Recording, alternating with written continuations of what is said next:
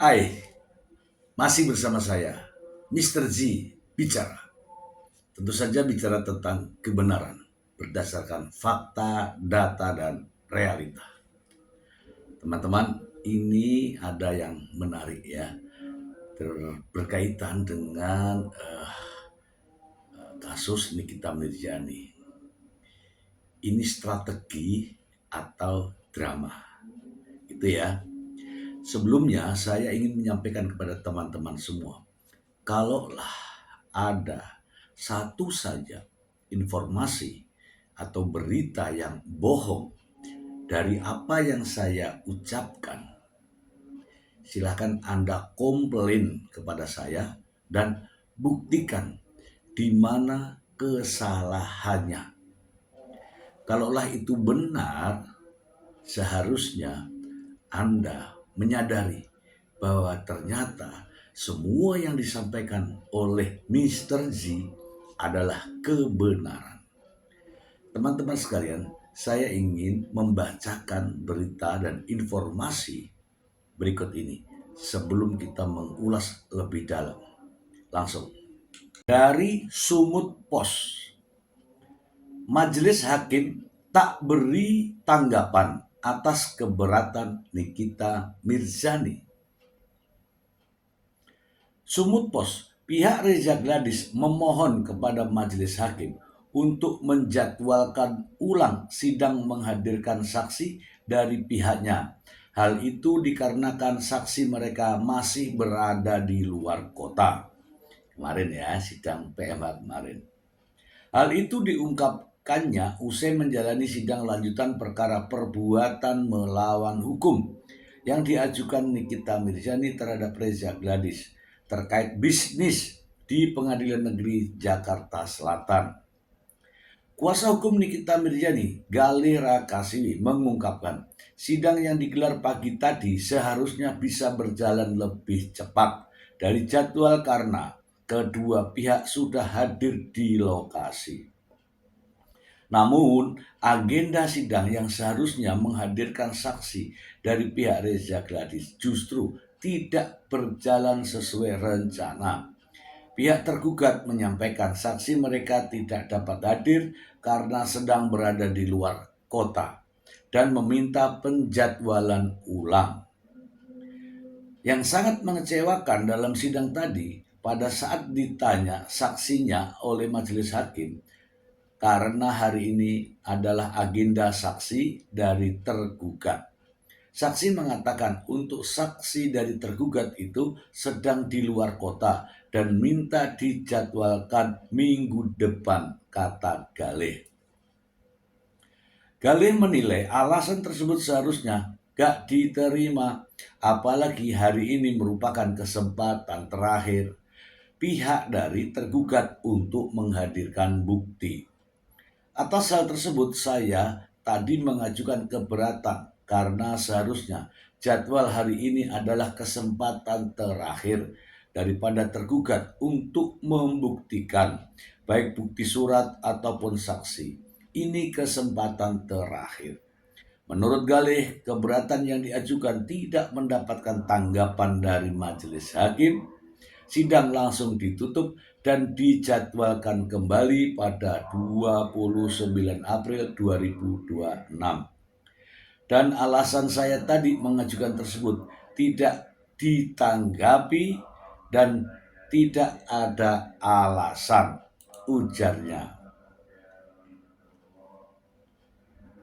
Untuk diketahui, pihak Nikita Mirzani juga sudah 2 kali tidak menghadirkan saksi saat persidangan.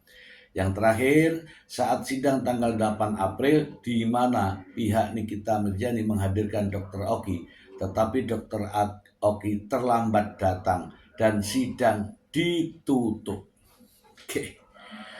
Oke teman-teman, ini adalah berita yang ditayangkan ya. Saya sudah bacakan untuk Anda bisa menilai sendiri. Teman-teman, Anda semua mungkin masih ingat ya kasus Nikita Mirzani. Kasus Nikita Mirzani ini sangat menarik karena begitu menyedot perhatian publik. Namun saya perlu sampaikan kepada teman-teman, apabila ada informasi satu kalimat pun kalau salah, silakan Anda komentar. Teman-teman, mungkin teman-teman sudah tahu semua ya bagaimana perjalanan kasus Nikita Mirzani ini hingga pada akhirnya ada putusan dari Majelis Kasasi yang menguatkan putusan dari Majelis Banding Pengadilan Tinggi DKI Jakarta. Saya akan membacakan ini agar tidak menjadi fitnah ya. Dari judulnya ini, kasasi kandas, Nikita Mirzani tetap dihukum 6 tahun bui. Jakarta, Mahkamah Agung menolak permohonan kasasi Nikita Mirzani. Alhasil, ia tetap dihukum 6 tahun penjara di kasus pemerasan dan tindak pidana pencucian uang. Tolak kasasi terdakwa, demikian bunyi amar singkat kasasi yang dikutip dari Danda Pala ya teman-teman. Putusan itu ditolak oleh Ketua Majelis Hakim Susilo dengan anggota Sutarjo dan Dr. Ahmad Setyo Pujo Harsoyo. Adapun panitera pengganti Nur Kolida Dwiyati, majelis juga menolak kasasi JPU. Tolak kasasi penuntut umum, ujarnya. Sebagaimana diketahui Nikita awalnya divonis 4 tahun penjara oleh PN Jakarta Selatan. Putusan itu diperberat oleh Pengadilan Tinggi DKI Jakarta menjadi 6 tahun penjara. Nikita terbukti melakukan pemerasan dan tindak pidana pencucian uang terhadap Reza Gladys. Oke teman-teman, saya telah membacakan fakta. Jika Anda ingin mengoreksi, dipersilahkan ya, dipersilahkan. Dan juga saya ingin menampilkan fakta persidangan. Kala itu mungkin Anda sudah lupa, saya akan perdengarkan untuk Anda berikut. Terkait dengan Anda punya diri, kredibilitas apa yang Anda persoalkan di sini? Saya dikata-katai saya abu-abu. Jangan dipercaya, yang jualnya dokter tapi dia penipu. Dia dokter sekolah mahal-mahal tapi nipu masyarakat. Anda abu-abu artinya apa ini abu-abu? Anda Coba tanyakan kepada terdakwa. Anda abu-abu apa?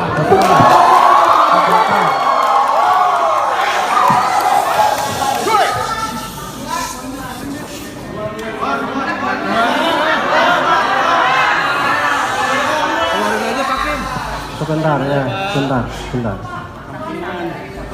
sebentar, semua jangan bicara ya, kita yang ngatur. Jadi kita ingatkan saksi sekali lagi ya, dijawab yang ditanya ya. Baik ya Mulia. Masalah tadi mengenai abu-abu dijawab aja, kalau mah nggak tahu saya nggak tahu. Baik. Begitu ya, nggak usah emosi ya. Baik, maaf ya Mulia. Kita santai aja ya.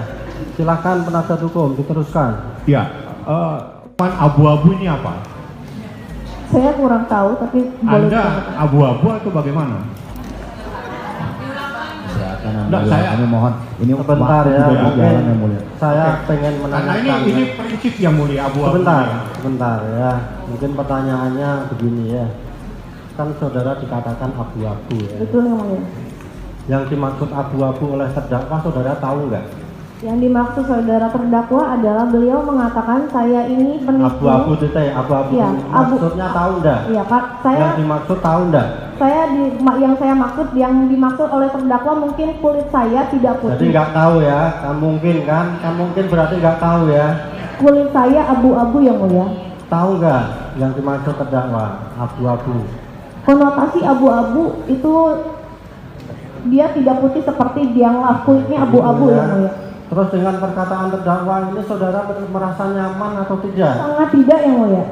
Silakan. Itulah fakta-fakta persidangan yang tentu saja ya jika dibandingkan kondisi sekarang ini, tentu saja ada dua hal yang berbeda ketika dalam proses persidangan seperti apa dan sekarang ini setelah divonis seperti apa. Saya ingin juga mengulas ya bagaimana apakah ini adalah yang akan diajukan dalam proses peninjauan kembali adalah sesuatu yang memiliki nilai fakta atau hanya sekedar drama. Inilah yang akan kita bahas ya teman-teman ya. Kita akan bahas. Namun sebelum itu teman-teman, simak terlebih dahulu secara tuntas bagaimana Nikita Mirzani ketika menerima putusan, ketika mendengarkan putusan dari Pengadilan Negeri Jakarta Selatan. Berikut. Jadi kita sampaikan terdakwa hak saudara untuk bertanya kepada saksi dokter. Sebentar. Bisa besok, Pak. Tolong dong, Pak. Bapak bisa besok, Pak. Saya masih mau sidang. Kesehatan itu sangat Tahu, Pak, penting. saya mengerti. Jadi majelis tidak mau menunda-nunda. Majelis nanti disalahkan. Silakan, ya. Aku mau sidang. Aku mau sidang. Silakan saksi untuk dihadirkan untuk kita kasih tahu. Yang mulia, saya masih mau sidang, yang mulia. Saya nggak mau ditunda. Saya bisa berobat besok. Kan besok masih Jumat. Jadi seperti saya sampaikan tadi ya, kita majelis sudah koordinasi bahwa untuk besok itu jaksa tidak bisa ya, jadi hari ini. Aku maunya sih besok. Masih kuat, Pak, buat ngikutin sidang. Besok aja ke rumah sakit. Tolonglah, Pak. Saya udah menunggu begitu lama, Pak. Kita kasih kesempatan untuk bertanya. Nanti kita minta datang lagi Dokter Samira. Nanti kalau nggak jelas tanya ke penasihat hukumnya. Dan saudara tetap diberikan. Saya nggak mau, Pak. Sekarang Bapak, saya mau sidang. Saya sudah lama nunggu, Pak. Kasian banget loh, Pak. Kenapa saya disuruh, ya Allah? Saya masih mau sidang, Pak. Besok saja kalau memang mau berobat besok saya. Kasih kesempatan, Pak. Masih kuat. Silakan saksi tetap masuk ya. Masih sidang, Pak.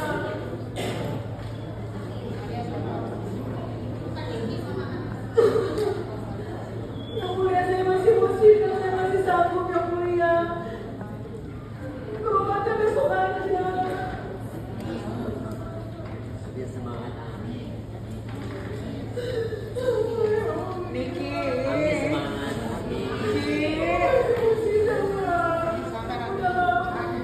Semangat, Ki. Ya Allah, Ki.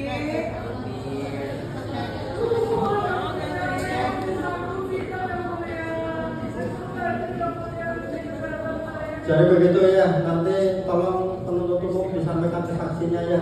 Untuk hadir nanti pada hari Kamis.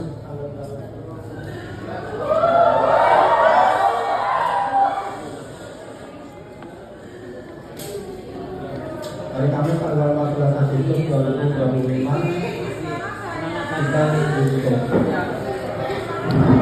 Menjatuhkan pidana kepada terdakwa oleh karena itu dengan pidana penjara selama 4 tahun dan pidana denda sejumlah 1 miliar rupiah dengan ketentuan apabila pidana denda tersebut tidak dibayar diganti dengan pidana kurungan selama 3 bulan. 5. Menetapkan masa penangkapan dan penahanan yang telah dijalani terdakwa dikurangkan seluruhnya dari pidana yang dijatuhkan. 6. Menetapkan terdakwa tetap ditahan. 7. Menetapkan barang bukti berupa 1. Satu buah sistem elektronik akun WhatsApp dengan nomor 081288779794 nomor 1 sampai dengan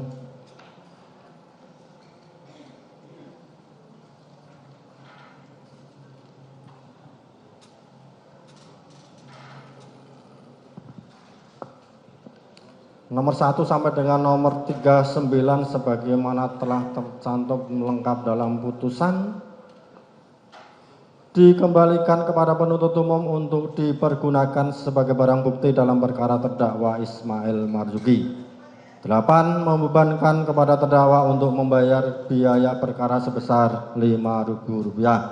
Demikian diputuskan dalam sidang permusikan. Juga masih memiliki rekaman, potongan rekaman ketika itu saat di Pengadilan Negeri Jakarta Selatan. Mari kita lihat bersama. Gimana dengan keputusan hakim, Ami? Keputusan. Satu dulu ya. Keputusan. Oke, teman-teman wartawan, Niki mau ngucapin terima kasih banyak karena selalu mengawal kasus ini dari awal sampai akhir. Nggak kerasa udah 7 bulan dan ini sudah selesai. Akhirnya kita semua bisa menyaksikan sama-sama bahwa tinggal satu pasal yang ada, 27B ayat 2, TPPU-nya alhamdulillah sudah hilang. Ya semoga apa ya? Sebetulnya harusnya sih nggak segitu vonisnya ya kalau semua berjalan dengan lancar. Tapi nggak apa-apa lah, itu kan haknya hakim yang mulia ya. Yang mudah-mudahan hakim bukan sebagai stempel untuk ada di persidangan ini. Dan Niki juga mau ngucapin buat semuanya terima kasih juga buat jaksa yang sampai akhir udah mau kita berargumentasi walaupun ujung-ujungnya dibilang tidak sopan. Terima kasih juga buat keluarga, sahabat, semuanya, lawyer juga yang sudah begitu hebatnya menjalankan sidang ini dengan sampai akhirnya selesai juga. Ya pokoknya terima kasih juga buat hakim-hakim semua yang 3 tadi, semoga selalu sehat dalam lindungan Allah Subhanahu Wa Taala. Bakal banding nggak dari kuasa? Tidak ada yang harus ditangisi, tidak ada harus disesali, semuanya ya. Nanti kita tinggal lawyer juga punya upaya yang lain karena dari sini masih ada banding, masih ada PK, kasasi, kita lihat aja nanti di situ. Berarti mau Iyalah, orang nggak ada yang maksa, nggak ada yang buka rahasia apa yang dibuka? Kan memang skincare-nya berbahaya. Memang skincare-nya tidak ber-BPOM, jadi rahasia siapa yang dibuka? BPOM sendiri yang udah buka kok kalau skincare-nya Reza Gladys tidak ber-BPOM. Ya tapi kita hargai aja apapun keputusan dari hakim. Setelah ini nanti ada upaya, entahlah terserah mau banding mau apa, aku ikut aja. Ya jadi gini, apapun itu ya kami sebagai penasihat hukum yang menghargai apa yang sudah menjadi putusan hakim, kita hargai. Tapi dalam hal ini ya kami selaku penasihat hukum juga diberi hak oleh undang-undang untuk mengajukan upaya hukum ya. Nanti kami tim akan berdiskusi terkait dengan putusan ini seperti apa bagusnya akan kita ambil langkah atau sikap yang tepat, yang terbaik untuk Niki itu sendiri. Tapi yang harus dipahami ya di dalam putusan tadi itu ya saya menanggapi terkait dengan pertimbangan hukum bahwa dikatakan perbuatan Nikita yang mengirim gambar kepada Ismail Marzuki lalu Ismail Marzuki mengirimkan itu kepada Reza Gladys tidak dipertimbangkan fakta terkait dengan bahwa itu adalah bukan perintah atau suruhan dari Nikita dan itu sudah diakui secara tegas oleh Mail di fakta sebelumnya tadi oleh hakim disebutkan ya bahwa fakta-fakta itu adalah ini tapi dalam pertimbangannya tidak dimasukkan. Nah ini yang menurut kami ada kekeliruan bagi majelis hakim dalam menjatuhkan putusannya di pertimbangan hukumnya. Itu yang sebenarnya tadi dikatakan unsur mengancam ya, membuka rahasia. Nah, versi dari putusan tadi karena Niki atau Mail mengirimkan gambar glowing booster cell itu padahal itu tidak pernah diperintah. Nah, itulah semua proses perjalanan persidangan ketika di tingkat pertama. Ya, ini membuktikan bahwa di tingkat pertama Nikita Mirzani divonis 4 tahun, kemudian di tingkat PT 6 tahun dan kasasi masih tetap sama 6 tahun. Nah, disinilah saya melihat ya teman-teman, apakah dengan fakta-fakta persidangan seperti ini adakah bukti-bukti baru ataukah ada fakta-fakta baru tersebut sehingga terpidana akan mengajukan peninjauan kembali, ataukah ini hanya salah satu strategi atau hanya sekedar drama? Ini masih menjadi perbincangan di publik ya teman-teman ya. Saya melihat dengan vonis 6 tahun pidana ini, Nikita Mirzani nampaknya tidak terima dan akan selalu membuat rencana-rencana untuk bisa membebaskan dirinya. Nah, inilah yang menjadi dorongan publik, dorongan daripada pendukungnya untuk Nikita Mirzani. Fakta-fakta persidangan sudah begitu jelas. Apakah ada fakta-fakta baru yang akan digunakan dalam berjuang untuk peninjauan kembali? Teman-teman sekalian, begitu banyak rumor yang beredar di masyarakat. Peninjauan kembali harus dilakukan. Bahkan sudah banyak yang berstatement. Namun, peninjauan kembali tentu saja salah satunya adalah adanya novum, adanya bukti baru yang tidak pernah diajukan sebelumnya. Demikian juga ada kekilafan hakim.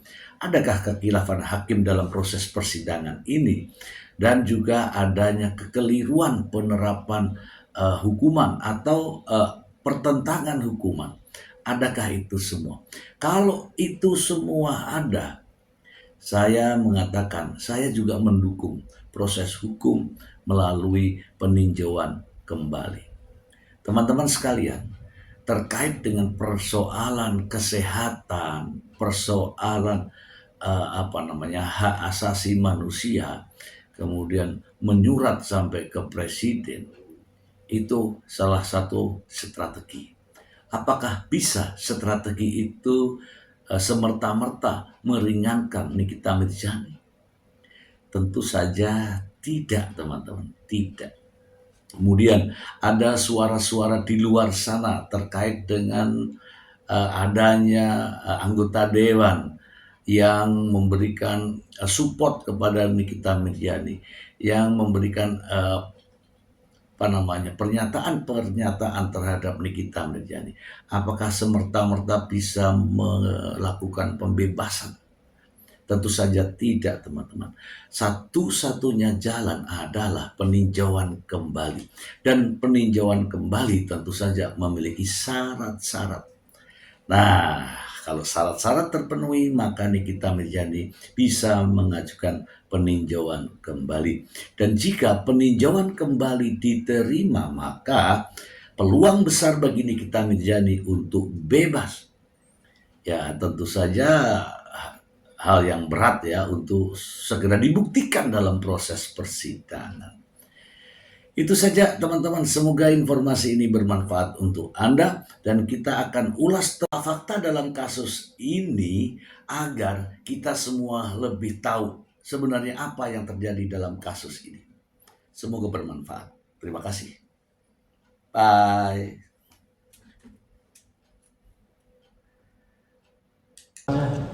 Menimbang bahwa karena dalam penuntut umum disusun secara kumulatif, maka selanjutnya majelis hakim mempertimbangkan dakwaan kumulatif kedua melanggar pasal 3 Undang-Undang RI nomor 8 tahun 2010 tentang pencegahan dan pemberantasan tindak pidana pencucian uang, junto pasal 551 ke 1 Kitab Undang-Undang Pidana yang unsur-unsurnya sebagai berikut. 1. Setiap orang. 2. Menempatkan, transfer, mengalihkan, membelanjakan, membayarkan, menghibahkan, menitipkan, membawa ke luar negeri, mengubah bentuk, menukarkan dengan mata uang atau surat berharga atau perbuatan lain atas harta kekayaan. 3. Yang diketahuinya atau patut diduganya merupakan hasil tindak pidana sebagaimana dimaksud dalam pasal 2 ayat 1 dengan tujuan menyembunyikan atau menyamarkan asal-usul harta kekayaan. 4. Mereka yang melakukan, yang menyuruh melakukan, dan yang turut serta melakukan perbuatan. Menimbang bahwa terhadap unsur-unsur tersebut, majelis hakim mempertimbangkan sebagai berikut. 1. Setiap orang. Menimbang bahwa terhadap unsur setiap orang pada dasarnya telah dipertimbangkan dalam bagian pertimbangan hukum dalam dakwaan alternatif ke-1 sebagaimana telah diuraikan di atas, sehingga menurut majelis hakim tidak perlu dipertimbangkan lagi dan terdakwa telah dinyatakan terbukti sebagai subjek hukum yang dapat dipertanggungjawabkan pidana dan tidak terjadi error in person, oleh karenanya unsur ini telah terpenuhi. Menimbang bahwa meskipun tentang unsur setiap orang telah terpenuhi pada diri terdakwa, akan tetapi untuk dapat dinyatakan bersalah melakukan tindak pidana masih digantungkan apakah unsur-unsur lain sebagai suatu perbuatan juga terpenuhi dalam perbuatan terdakwa. Menimbang bahwa untuk itu akan dipertimbangkan tentang unsur selanjutnya di pasal 3 Undang-Undang RI Nomor 8 Tahun 2010 tentang pencegahan dan pemberantasan tindak pidana pencucian uang, junto pasal 55 ayat 1 ke 1 Kitab Undang-Undang Hukum Pidana. 2. Menempatkan, mentransfer, mengalihkan, membelanjakan, membayarkan, menghibahkan, menitipkan, membawa ke luar negeri, mengubah bentuk, menukarkan dengan mata uang atau surat berharga, atau perbuatan lain atas harta kekayaan. Menimbang bahwa menurut majelis hakim unsur di atas pada dasarnya bersifat alternatif, di mana sekiranya terpenuhi salah satu elemen perbuatan saja, maka terpenuhilah unsur tersebut secara keseluruhan, sehingga berdasarkan keterangan saksi-saksi, keterangan terdakwa setelah dihubungkan dengan barang bukti yang dihadirkan di persidangan, yang satu sama yang lain bersesuaian, telah ternyata terdakwa dalam menerima uang dari saksi Reza Gladys Pratianisari selain diberikan secara tunai melalui saksi Ismail Marzuki, juga menerima dengan transfer yang dikirimkan ke rekening PT Bumi Parawisesa sejumlah 2 miliar rupiah dengan kode pembayaran atas nama Nikita Miryani, dan selanjutnya terdakwa juga melakukan pembayaran secara tunai sebesar 1.400.000.000 rupiah. Namun uang tersebut menurut pengakuan terdakwa bukan berasal dari pemberian saksi Reza Gladys Pratianisari, sehingga dengan demikian menurut majelis hakim terdapat perbuatan terdakwa yang menempatkan, mentransfer maupun mengalihkan sejumlah uang yang berasal dari saksi Reza Gladys Pratianisari. Dengan demikian unsur ini telah terpenuhi secara sah menurut hukum. 3 unsur yang diketahui atau patut diduganya merupakan hasil tindak pidana sebagaimana dimaksud dalam pasal 2 ayat 1 dengan tujuan menyembunyikan atau menyamarkan asal-usul harta kekayaan. Menimbang bahwa berdasarkan keterangan saksi-saksi, keterangan terdakwa dihubungkan dengan barang bukti yang satu dengan yang lain saling bersesuaian, maka diperoleh fakta hukum bahwa penerimaan sejumlah uang oleh terdakwa melalui saksi Ismail Marzuki dari saksi Reza Gladys Pratianisari diperoleh atas adanya pemaksaan terhadap saksi Reza Gladys Pratianisari, di mana sebagaimana dipertimbangkan oleh majelis hakim dalam terpenuhinya unsur-unsur pasal dalam dakwaan pertama alternatif ke-1 sebagaimana uraian pertimbangan hukum di atas, terdakwa telah terbukti melakukan perbuatan pemerasan terhadap saksi Reza Gladys Pratianisari dan mendapatkan uang sebesar 4 miliar rupiah yang diberikan secara transfer dan juga secara tunai, masing-masing dengan nominal 2 miliar rupiah, di mana peristiwa pada waktu uang ditransfer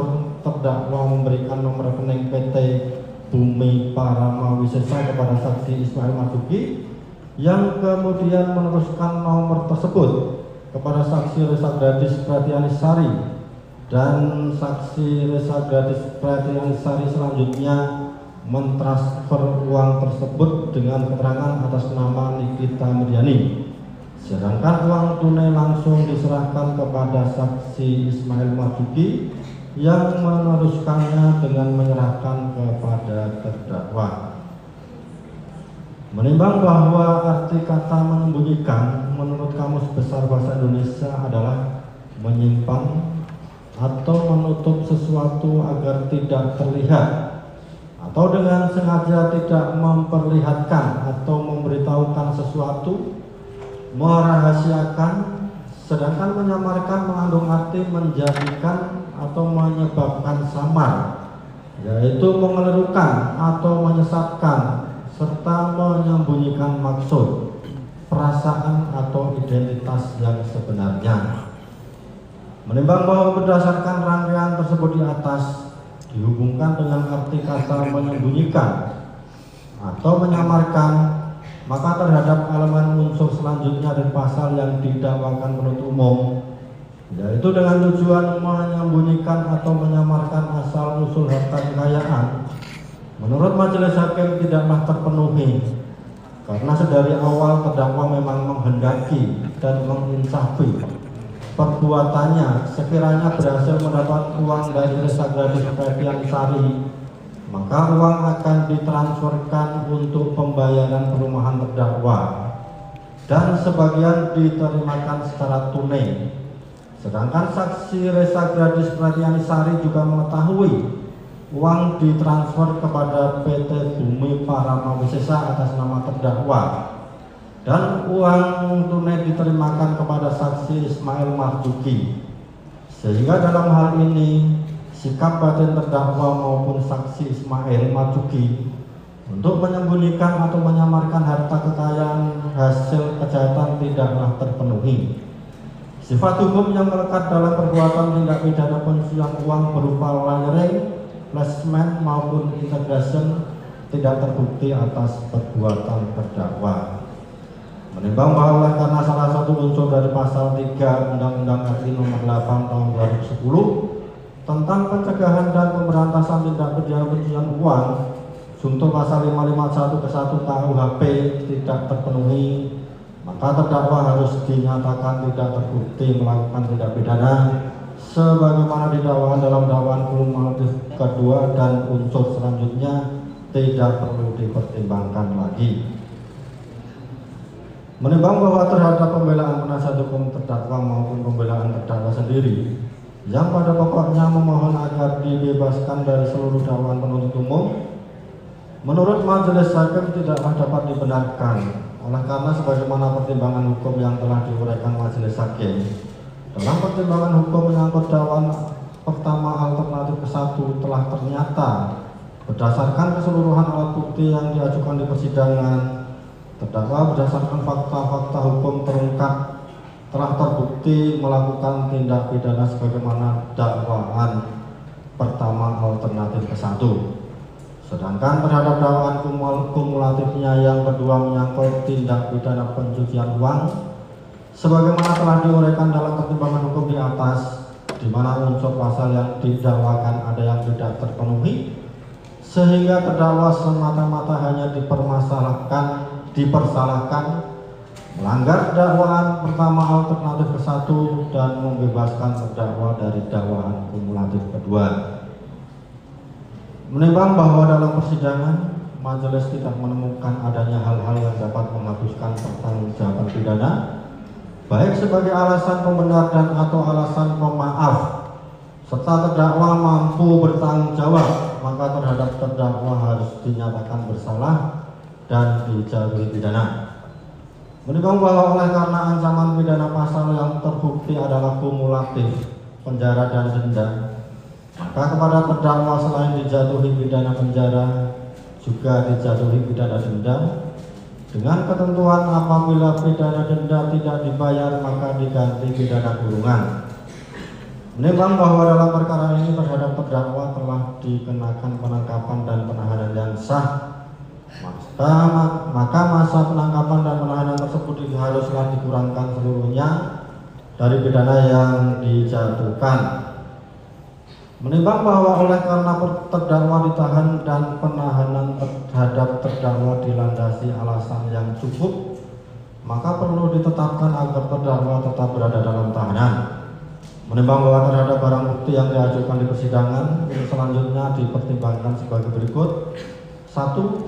1 buah sistem elektronik akun WhatsApp dengan nomor 081288779094 sampai dengan nomor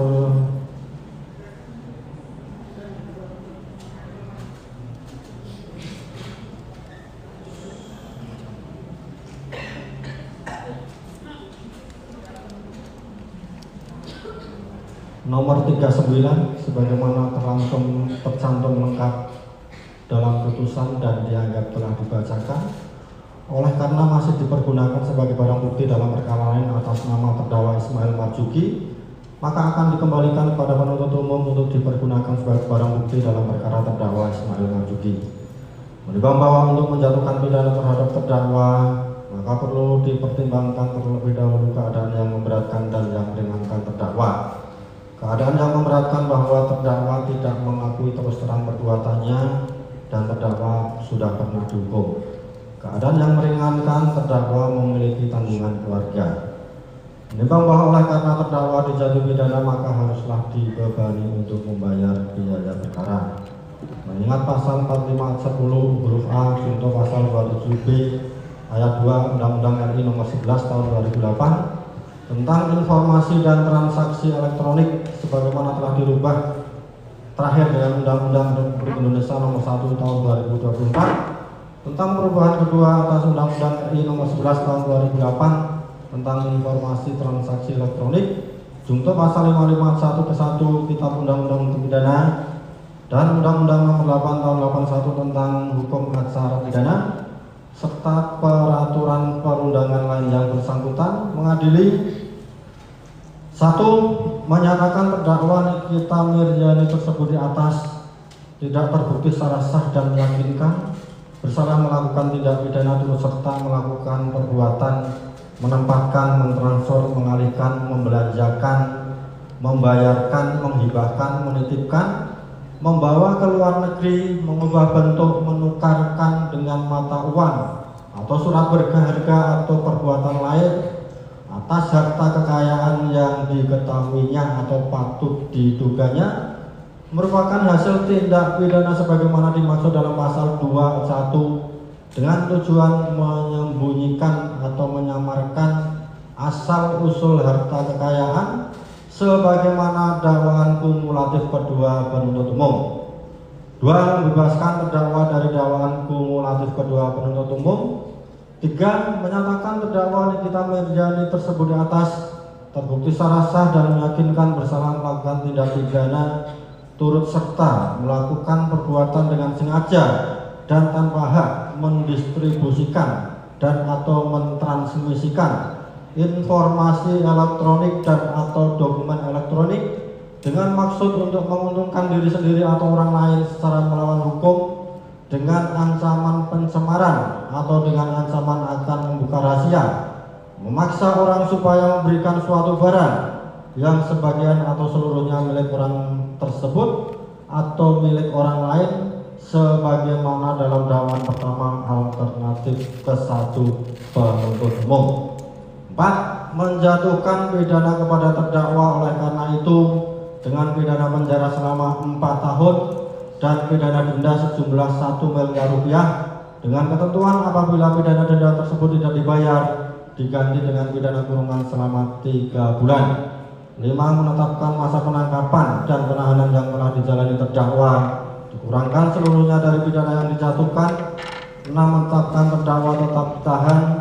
7. Menetapkan barang bukti berupa 1 buah sistem elektronik akun WhatsApp dengan nomor 081288779794 nomor 1 sampai dengan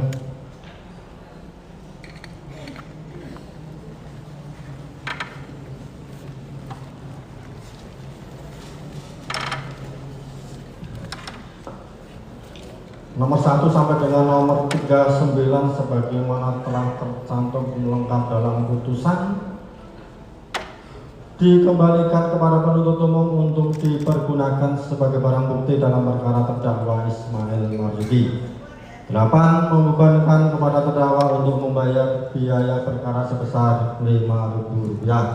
Demikian diputuskan dalam sidang permusyawaratan Majelis Hakim Pengadilan Negeri Jakarta Selatan pada hari Jumat tanggal 24 Oktober 2025 oleh kami Hoirul Soleh SH sebagai Hakim Ketua, Radityo Baskoro SH MKN dan Sulistyo Muhammad Dwi Putro SMH masing-masing sebagai Hakim Anggota dan diucapkan dalam sidang yang terbuka untuk umum pada hari Selasa tanggal 28 Oktober 2025 oleh Hakim Ketua dengan didampingi para hakim anggota tersebut, dibantu oleh Syarifuddin SH Panitera Pengganti pada Pengadilan Negeri Jakarta Selatan, serta dihadiri oleh Erdogan Sihombing SH dan kawan-kawan penuntut umum dan terdakwa didampingi oleh penasihat hukumnya.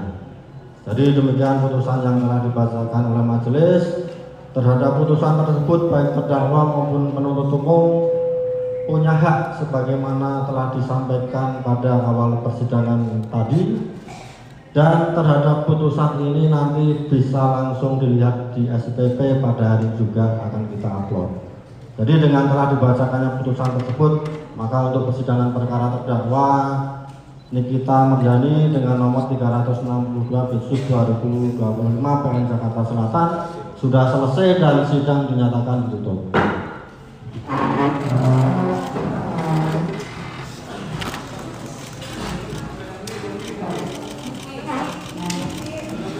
Thank you.